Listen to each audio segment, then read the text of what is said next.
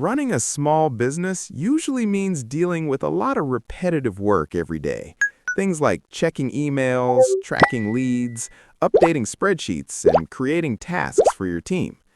In this video, I'll show you 5 Zapier automations that can help small businesses save time and reduce manual work. All of these automations are simple to build, and you don't need any coding experience. All right, let's start with the first one. So the first automation is sending important emails directly to Slack. Sometimes an important email arrives and the whole team needs to know about it quickly. Instead of constantly checking your inbox, we can automatically send those emails to Slack. Let me show you how this works. I'll click Create Zap. For the Trigger app, I'll choose Gmail. And for the Trigger event, I'll select New Email Matching Search. This allows Zapier to monitor only specific emails. For example, we might want to track emails from a particular client or emails with a certain keyword. Now I'll test the trigger.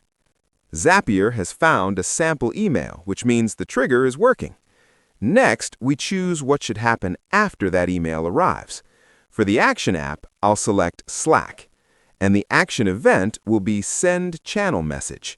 Here, I can map the email subject and sender information. Now, whenever that email arrives, Zapier will automatically post a message in the Slack channel, so the team can see it immediately.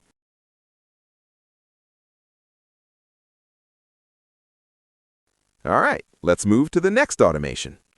Next, we'll automate meeting tracking. Whenever someone books a meeting through Calendly, we can automatically store that information in a spreadsheet. So, again, I'll click Create Zap.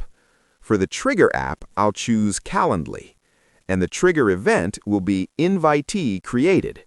This means every time someone schedules a meeting, Zapier will capture that information. Let's test the trigger.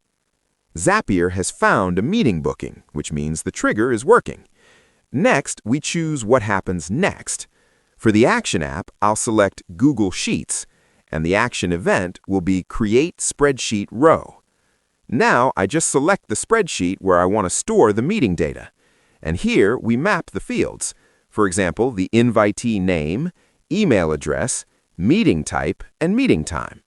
Now, every time someone books a meeting, their details will automatically appear in this spreadsheet. Next, let's quickly look at another useful automation. Here, the Trigger app is Facebook lead ads, and the trigger event is New Lead. This means whenever someone submits a lead form from your Facebook ad, Zapier will detect that new lead automatically. For the Action app, we choose Google Sheets, and the action event is Create Spreadsheet Row. Now we simply map the lead information, like name, email, phone number, and campaign, into the spreadsheet columns.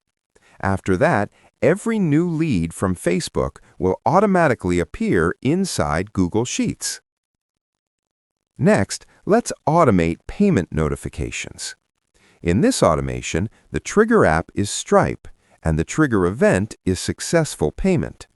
So whenever a customer completes a payment, Zapier detects that event.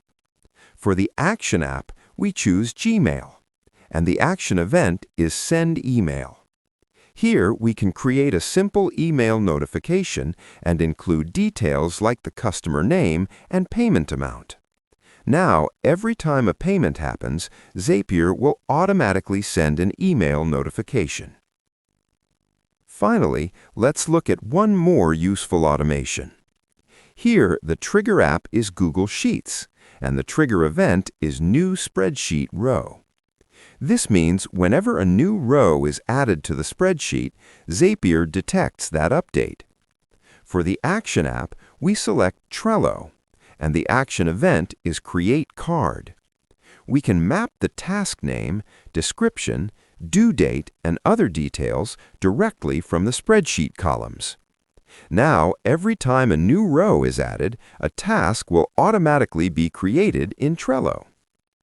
So these are 5 Zapier automations that small businesses can use to save time and streamline their workflow. If you found this video helpful, consider subscribing for more automation tutorials. Thanks for watching, and I'll see you in the next video.